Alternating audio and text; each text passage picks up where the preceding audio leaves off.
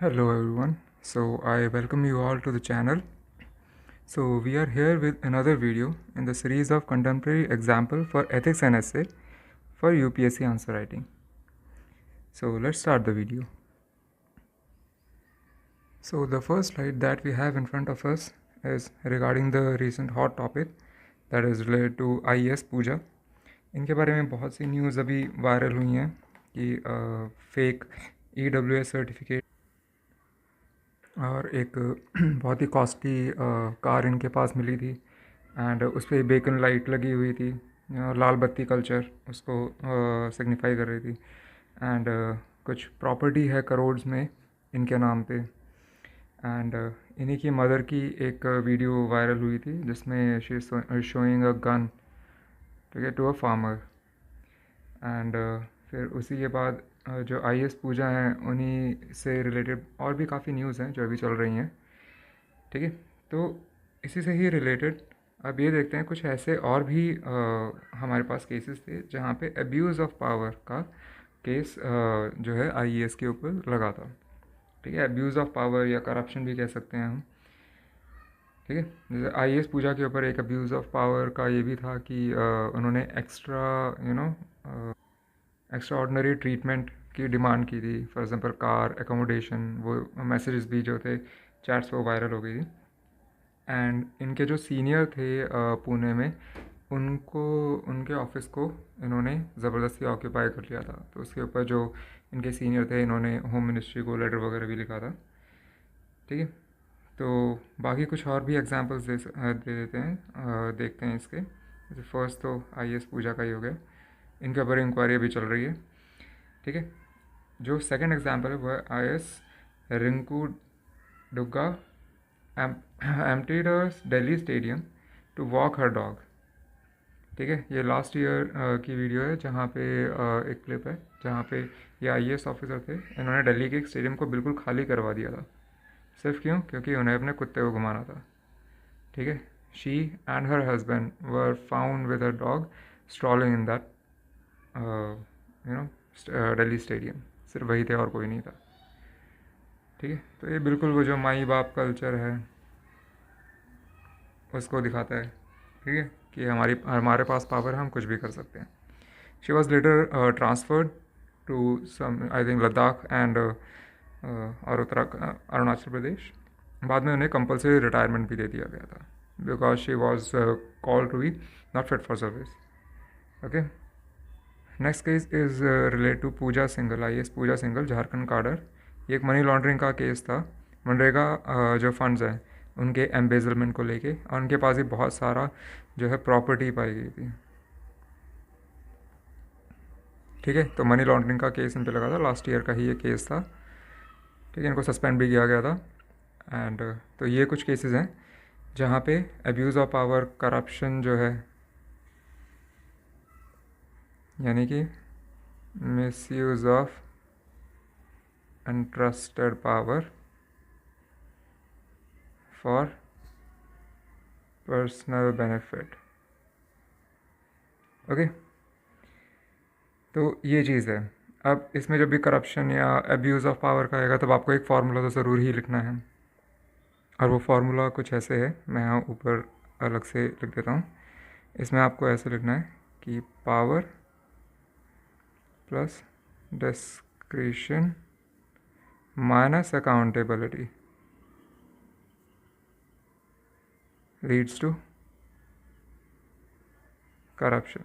और अगर power abuse of power पे है तो अब्यूज़ ऑफ पावर भी आप कर सकते हैं। तो ये फार्मूला आपको डेफिनेटली याद रखना है, ठीक है। जैसे आप ऐसे एथिक्स में इस तरीके के जो है रिप्रेजेंटेशन, कोई कोई फ्लो चार्ट या डायग्राम बनाते हैं तो वो थोड़ा एक अट्रैक्टिव लुक देता है आपके आंसर को, ठीक है। अब ये जो पूरा केस है ये किस चीज़ को, जो एवरेट ओवर जो है सिचुएशन है, जो IAS IPS के पर्सपेक्टिव में कहा जाता है, उसको और ज़्यादा स्ट्रेंथन करता है, ठीक है। फिर वैसे ही जैसे इंडिया के जो सिविल सर्विसेज है उसे स्टील फ्रेम कहा जाता है, अब कहा जा रहा है स्टील फ्रेम गेटिंग रस्टेड, अब इसमें जंग लगता जा रहा है। बट क्या सही में ऐसा है? इसका एक ऑफ साइड भी है जो मैंने यहाँ पे लिखा हुआ है, वो मैं बॉक्स में कर देता हूँ। और इसके अलावा भी काफ़ी सारे एग्जांपल्स हैं, जैसे अभी हम रिसेंटली ही एक एग्जांपल देखें, IAS कीर्ति राज, ठीक है, यूपी काडर की हैं ये। फिरोज़ाबाद हेल्थ सेंटर का ये केस है, उन्होंने वो घूंघट लगा के फिरोज़ाबाद के हेल्थ सेंटर में गई और वहाँ पे चेकिंग की, ठीक है, वहाँ पे जो भी फ्लॉज थे वो सब उसको वहाँ पे जाके डिस्क्लोज़ किया, एक्शन लिया वहीं पे ही ऑन द ग्राउंड। ऐसे IAS आर्मस्ट्रॉन्ग पामे थे, उन्होंने क्राउड फंडिंग से रोड बना दिया था। कहाँ पे? मणिपुर में इन्होंने बनाया था, वो भी 100 किलोमीटर्स का, जो नागालैंड और असम से मिल जाता था वो रोड, ठीक है। तो ये कुछ ऐसी चीज़ें हैं, कुछ एक्सेप्शनल ऐसे केसेस हैं जहाँ IAS ने एक्सेप्शनली कुछ अलग हटके करके नेशनल सर्विस में योगदान दिया। ओके, अब ये नेक्स्ट स्लाइड जो है ये इसी से ही सेंस ऑफ सर्विस या जिसको कहते हैं मटीरियलिज्म से दूर जाना, ठीक है, करप्शन वगैरह से रिलेटेड कुछ कोट्स मैंने यहाँ पे इसमें लिख दिए हैं जो आप कोट कर सकते हैं अपने एसे में, या डेफिनेटली एथिक्स में तो ज़रूर ही कर सकते हैं, क्योंकि हर साल corruption, abuse of power, integrity इन पे आता ही है, तो उस पर आप ये कोट्स यूज़ कर सकते हैं। जैसे पहला कोट है, one one lives lives attach to money, pride और power, it is impossible to be truly happy.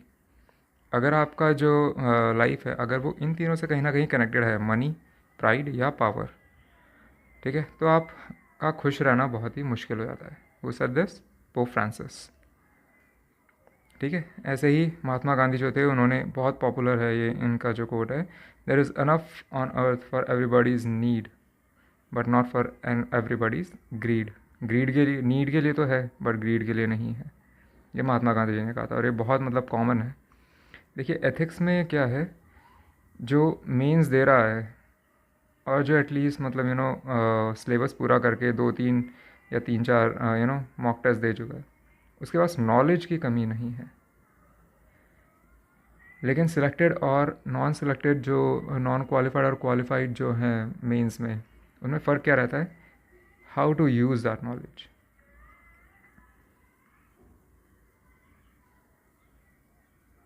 ठीक है। वो जो एक पर्टिकुलर जो पॉइंट है, जैसे ये लाइन है सबको पता है, बट करप्शन में ये यूज़ करनी है वहाँ पे जाके एंड टाइम पे, क्योंकि 10 जो मार्कर का क्वेश्चन होता है वो 6-7 मिनट में आपको लिखना होता है, तो वहाँ पे ये आएगा ध्यान, आप उसको रिलेट कर पाएंगे अपने आंसर से, तो जिसने कर दिया सही तरीके से उसको मार्क्स मिल जाएंगे, एंड जिसने नहीं किया वो बाकियों में अच्छा किया तो ठीक है, नहीं तो फिर वो रुक जाएगा। ऐसे एक तीसरा यहाँ पे एक कोट है, कोट क्या एक लाइन है, there are 3 gates to self destructive health, 3 gates to self destructive health, कौन कौन से हैं, लस्ट, एंगर एंड ग्रीड, ठीक है, रिनाउंस ऑल दिस थ्री। किसने कहा, ये कहाँ पे लिखा हुआ है, भागवत गीता में कहा हुआ है, 3 gates to self destructive health, lust, anger and grid.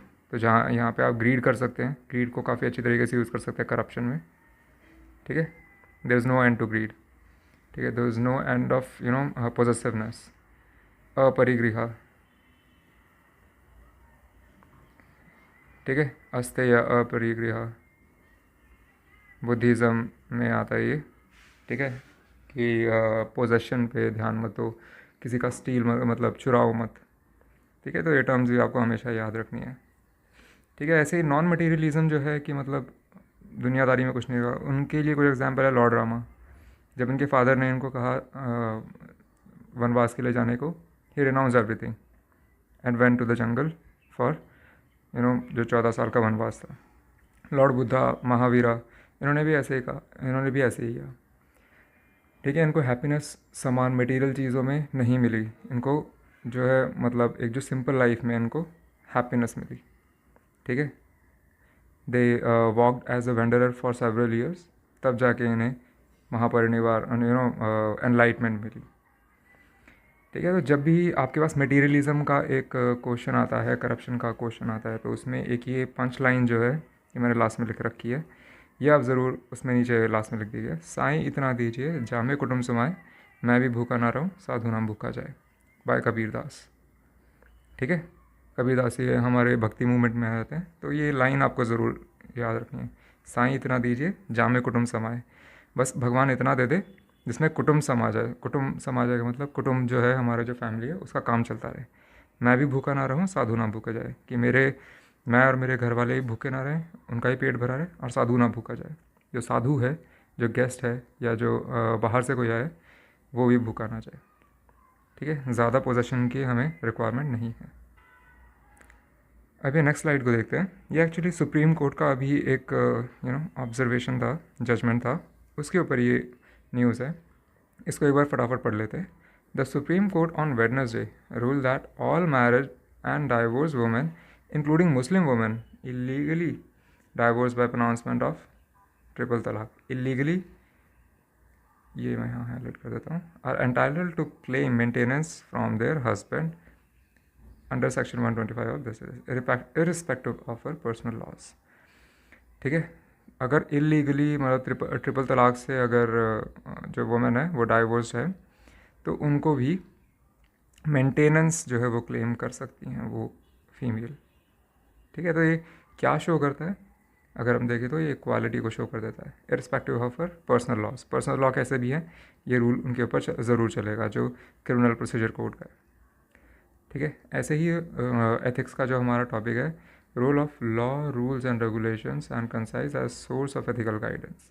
Role of law rules regulations, यहाँ पे ये पॉइंट आपका यूज़ में आ सकता है कि किस तरीके से रूल्स लॉज रेगुलेशंस जो है वो एथिकल गाइडेंस के लिए हेल्पफुल रहते हैं।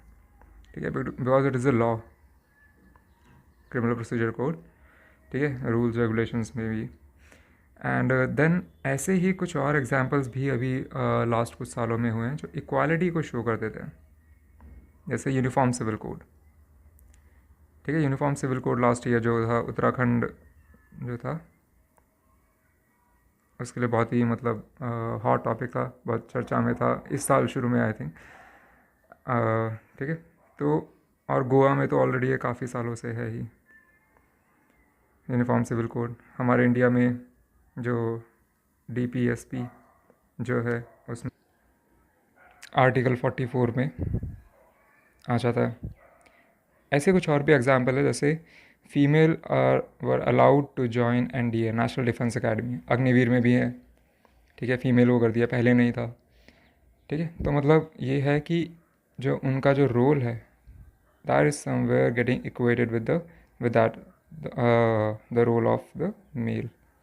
ठीक है, फीमेल इन फाइटर मतलब being train for fighter pilots as a fighter pilot. ठीक है, चॉपर्स वगैरह उड़ाने के लिए उन्हें एयरफोर्स में ट्रेन किया गया।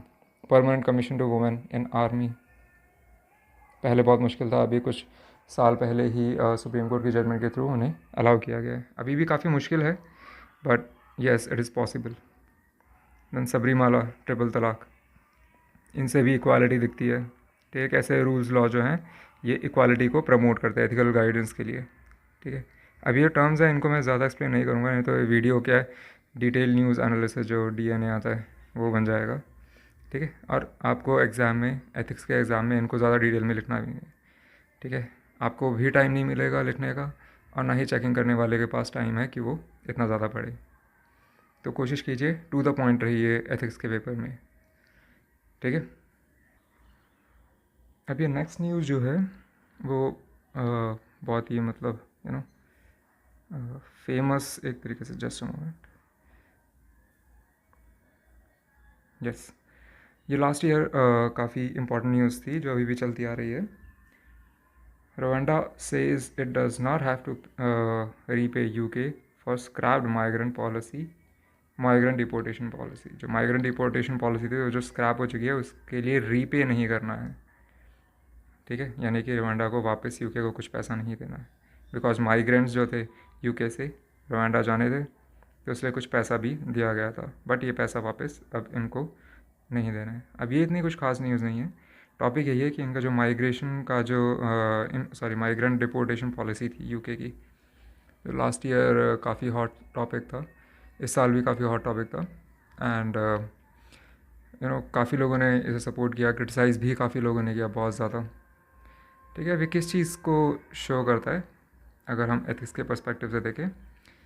Compassion empathy, ethical issues in international relations. अब इसमें भी इसे यूज़ किया जा सकता है कि इंटरनेशनल रिलेशंस जो हैं उसमें किस तरीके से एथिकल इश्यूज़ जो हैं वो पॉइंट आउट किए जाते हैं। ऐसे ही युगांडा जो है एक अफ्रीकन नेशन है, उसकी ओपन डोर पॉलिसी है for refugees. Open door policy मतलब कोई भी वहाँ पे आ सकता है और ये उन्हें आने देते हैं, ठीक है, माइग्रेंट्स को, रेफ्यूजीज़ को, ठीक है। तो इनकी ओपन डोर पॉलिसी है, वो इसके जस्ट ऑपोजिट है कि भाई वो एक्सेप्ट कर लेते हैं रेफ्यूजीज़ को, माइग्रेंट्स को। अब इसमें ही जैसे एक रोहिंग्यास जो हैं, जो अभी म्यांमार टू बांग्लादेश जो हैं वो रेफ्यूजी एज अ रेफ्यूजी आए हैं।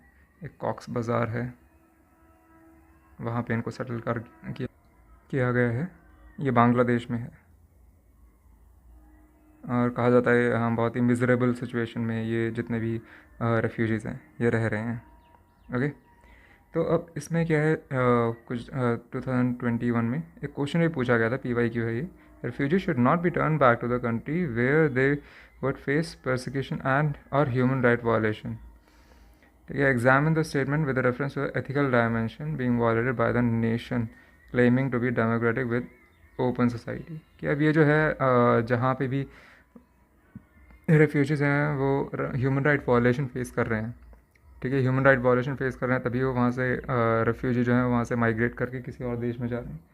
हम उन्हें वापस वहीं पे ही रीमाइग्रेट कर दें तो क्या होगा, वो मतलब एथिकल डायमेंशन से सही होगा या नहीं होगा उसके बारे में पूछा है इन्होंने, कहा है एग्जामिन करना है वो।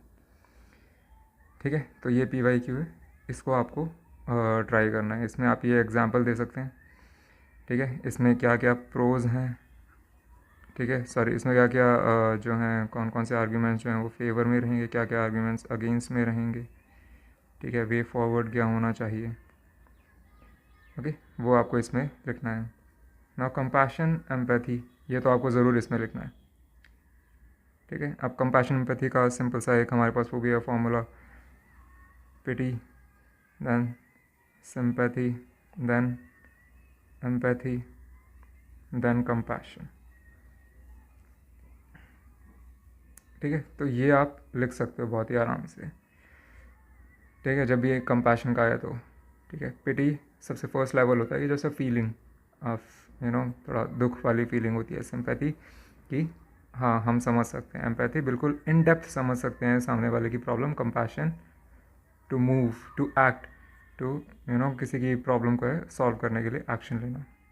तो ये एक इसको ग्राफ की तरह भी बना सकते हो आप, ठीक है, पिटी सिंपैथी एम्पैथी कंपैशन, इस तरीके से, ठीक है। तो आप इनको किसी भी तरीके से यूज़ कर सकते हो। अब इसी केस में जैसे अगर हम देखें फेवर में आप लिखोगे, अगेंस्ट में लिखोगे।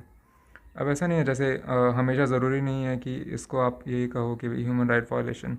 अगर जैसे इंडिया एक देश है, इंडिया रेफ्यूजीज़ का जो कन्वेंशन है ना ही साइन कर रखा है ना ही फेवर करता है, ठीक है। वाई? बिकॉज डेमोग्राफी इंडिया की इतनी ज़्यादा है कि अगर वो रेफ्यूजीज़ को, इमिग्रेंट्स को अगर लेने लगे, एक्सेप्ट करने लगे, तो उसकी डेमोग्राफी खुद ही बहुत ही अनस्टेबल हो जाएगी, ठीक है। ज़्यादा लोग अभी वैसे ही जो है क्या नाम है सर्विसेज हैं वो इंडिया के पुअर तक को नहीं मिल पा रही हैं अच्छे तरीके से। रेफ्यूजीज़ आएंगे तो वो और अनस्टेबल हो जाएगा, ठीक है। तो ये बहुत सारी चीज़ें हैं जिनको देखना पड़ेगा, ठीक है। तो उसके लिए हमें क्या है, क्या इसका वे फॉरवर्ड हो सकता है कि भाई डिप्लोमेसी के थ्रू जो देश हैं जहाँ पे ह्यूमन राइट वायलेशन हो रहे हैं उनसे हमें उसके थ्रू हमें वहाँ पे पैसिफाई करना चाहिए वहाँ की सिचुएशंस को। तो ये हम कर सकते हैं, यूनाइटेड नेशन की हेल्प ले सकते हैं। जैसे इंडिया जो है वो नेबरहुड फर्स्ट पॉलिसी या बिग ब्रदर पॉलिसी जो है उसको फेवर करता है उसको यूज़ करता है।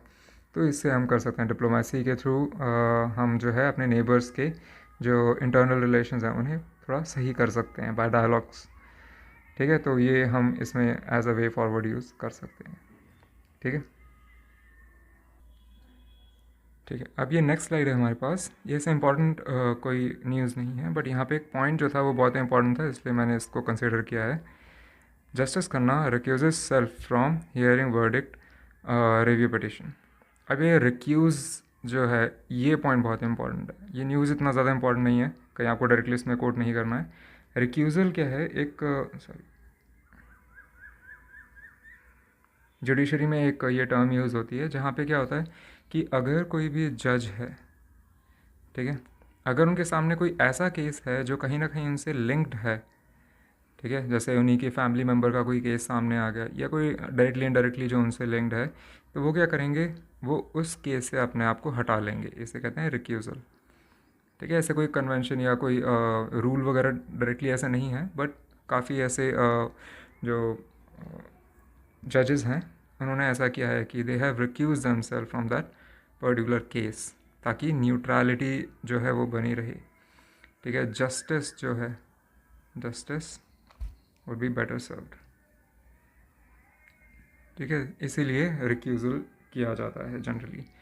ठीक है, वो किस चीज़ में कहाँ कहाँ एथिक्स में हम इस टर्म को, इस पर्टिकुलर टर्म को जो है ये हम कर सकते हैं, इम्पार्शलिटी।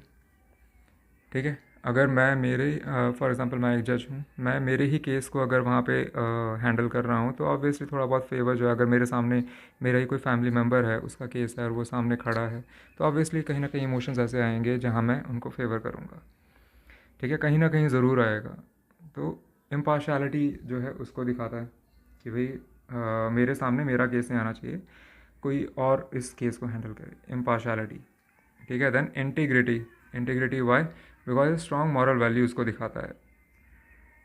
ठीक है, ethical concerns and dilemma in government and private institutions, कि गवर्नमेंट और प्राइवेट इंस्टीट्यूशन में कैसे कि अगर कोई जज है वो अपना ही केस देख रहा है, तो वो कहीं ना कहीं नेपोटिज्म, नेपोटिज्म सॉरी, फेवरेटिज्म जो है उसे, या क्रॉनिज्म जो है उसे कहीं ना कहीं फेवर करेगा। ठीक है, फिर ethics in public and private life, private relations. ठीक है, इसको भी कि भाई जो पब्लिक लाइफ है एक जज की, वो उसके कोर्ट तक है, एंड वो प्राइवेट लाइफ में कब आ जाएगा, जब उसी के सामने उसी के फैमिली मेम्बर का एक केस आ जाएगा। तो इसलिए रिक्यूज़ किया जाता है ताकि ये दोनों डिफरेंट रहें, ये यहाँ से डिफरेंट रहे, ये यहाँ डिफरेंट रहे, ये अलग अलग डोमेन एमलगमेट ना हो, मिक्स ना हो। ठीक है, ऐसे ही इम्पार्शलिटी, न्यूट्रलिटी जो है उसके बारे, इम्पार्शलिटी सॉरी, उसके बारे में एक और एग्ज़ाम्पल है जो जुडिशरी से नहीं है, जो इंडियन हिस्ट्री से है। Abdul Kalam Azad was the first education minister of India. Okay, he refused Bharat Ratna. Y?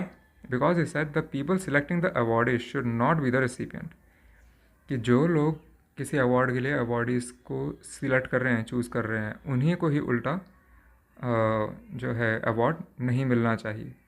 ठीक है, तो ये बहुत ही मतलब इंटीग्रिटी और इम्पार्शलिटी को बहुत ही ज़्यादा दिखाता है। ओके, अब ये जो है जैसे रिक्यूज़ल है, इसमें impartiality, integrity and ethical concern, dilemma, इन सब को हमने देखा। ठीक है, ethics in public and private life.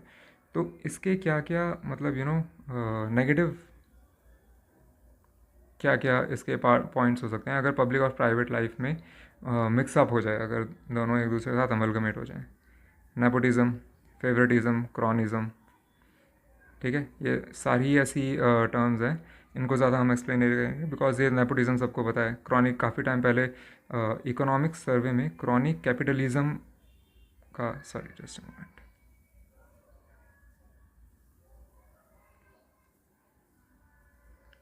Chronic capitalism जो था वो टर्म आया था। क्रॉनिक कैपिटलिज्म की मैं मेरे रिश्तेदारों को ही फेवर करूँगा, कोई कंपनी या उसमें कोई इन्वेस्टमेंट में, एक्सेट्रा एक्सेट्रा। तो उससे क्या है कि एक ही फील्ड या एक ही स्पेसिफिक ग्रुप के लोग जो हैं वो आगे बढ़ते रहते हैं। उससे एनपीए का भी बहुत बड़ा एक प्रॉब्लम खड़ी हो सकती है क्रॉनिक कैपिटलिज्म से। फेवरेटिज्म, कि मेरे जो फेवरेट लोग हैं वही आगे बढ़ें। नेपोटिज्म, मेरे फैमिली मेम्बर्स ही आगे बढ़ें, जैसे बॉलीवुड में होता है। ठीक है, सिर्फ राजा का बेटा राजा बनेगा। क्लाइंटलिज्म, ये इसलिए मैंने इसकी डेफिनेशन भी आपके लिए लिख दी है। Social order based on the relation of patronage. ठीक है, इसको मैं थोड़ा हाईलाइट करता हूँ। पैट्रनेज पे जो बेस्ड ये एक रिलेशन होता है, क्लाइंटलिज्म। ठीक है, तो ये सारी चीज़ें जो हैं, ये रिक्यूज़ल जो है ये पॉजिटिव कैनोटेशन है कि how ethics in public and private life should not B amalgamated, should not be mixed up. और अगर मिक्सअप हो रहे हैं तो ये सारे के सारे पॉइंट्स हैं, मिक्सअप हो रहे हैं तो। ठीक है, अगर कुछ इसमें आपको समझ नहीं आया, इस वीडियो को आप वापस से रिवाइंड करके थोड़ा बैक जाके देख सकते हैं। Okay, now let's end this video with some shlokas जो अभी कुछ दिन पहले ही मुझे न्यूज़पेपर्स वगैरह में मिली थी। तो ये कुछ ऐसे श्लोक हैं जो जनरली काफ़ी एस्पिरेंट जो हैं उनको पता होंगे। जैसे यथो धर्मस्त जय है, यथो धर्मस्तो जय, where there is dharma there is justice. धर्म का यहाँ पे जो मतलब है, इसमें भी लिखा हुआ है, धर्म का मतलब है, धर्म और लॉ को सेम कहा गया है यहाँ पे।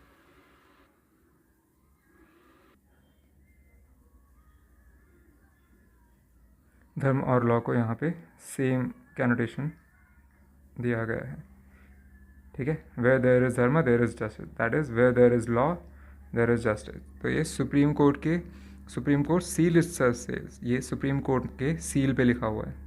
तो ये आप इसमें बहुत ही अच्छी तरीके से कहीं पे भी आप यूज़ कर सकते हैं जहाँ लॉ या क्या नाम है, रूल्स रेगुलेशंस का अगर कोई टॉपिक आता है तो।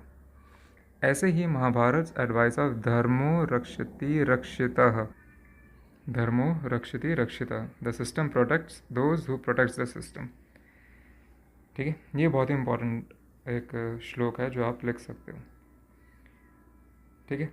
ऐसे ही ये मुझे एक लाइन मिली थी, ये वॉर के ऊपर है एक्चुअली, ठीक है। Herodotus, historian Herodotus, in peace the son bury their father and in war fathers bury their son, ठीक है। तो ये वॉर के ऊपर है, जो अभी जैसे इसराइल पैलेस्टीन गाज़ा वाला एरिया जो है, ठीक है।